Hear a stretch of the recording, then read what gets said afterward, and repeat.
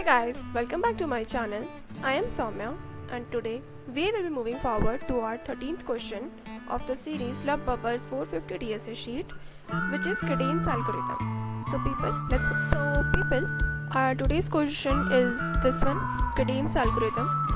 I have already made a video on complete explanation of this question. Today I will just explain the code and I will be providing the link in the description box of the video where I have explained this question. You can visit my channel and this is the playlist, okay, for Babbar's 450 DSA sheet, and there this one is the question, this one, largest sum contiguous subarray. Okay people, so you can visit this. For now I am explaining you this code. Okay, so the question says that we need to find the contiguous subarray containing at least one number, okay, which has the maximum sum, and we have to return its sum. And for you people, you need to know that Kadane's algorithm is one of the very important algorithm. It was very first asked in a Google interview, and after that many companies are asking this question in their interviews.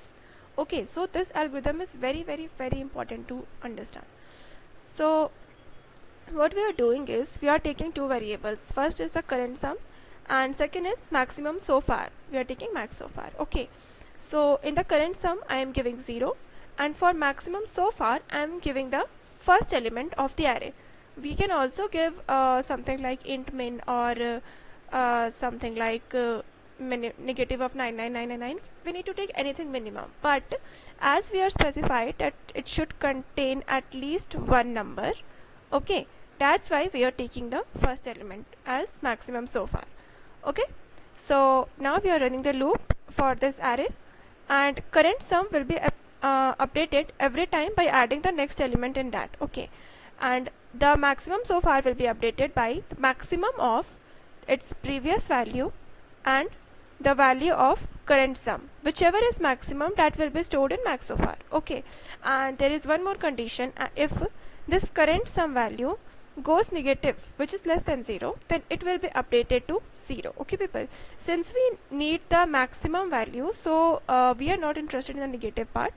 So this is done, and after this loop we will be getting a value for maximum so far, and that will be our answer.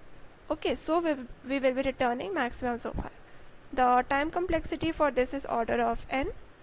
And people, that's all for today. I will be providing all the links in the description box, and thank you so much. Please like, subscribe and share my channel, and please hit the bell icon so that you get all the notifications whenever I'm posting a new video. Thank you people, thank you.